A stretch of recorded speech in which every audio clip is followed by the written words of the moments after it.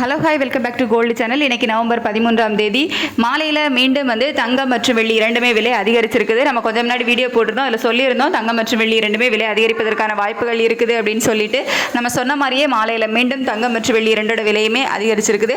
22 carrot ஆபரண தங்கம் ஒரு கிராமுக்கு 100 ரூபாய் விலை அதிகரித்து 11,900 ரூபாய்க்கு விற்பனை ஆகிட்டு வருது.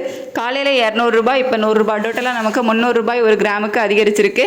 ஒரு சவரனுக்கு ஒரே நாளில் 2,400 ரூபாய் விலை அதிகரித்து 95,200 ரூபாய்க்கு ஒரு சவரன் ஆபரண தங்கம் விற்பனை ஆகிட்டு வருது. வெள்ளியோட விலை காலையில் 9 ரூபாய் அதிகரித்து 182 ரூபாய் விற்பனையான நிலையில் மறுபடியும் 1 ரூபாய் அதிகரித்து 183 ரூபாய்க்கு விற்பனை ஆகிட்டு வருது.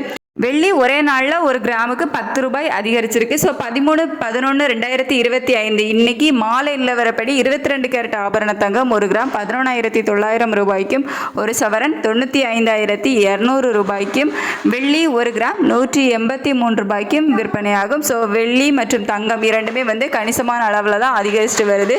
சர்வதேச அளவில் தங்கம் மற்றும் வெள்ளி இரண்டுமே அதிகரித்து காணப்படுவதுதான் இந்த விலை உயர்வுக்கு காரணம்.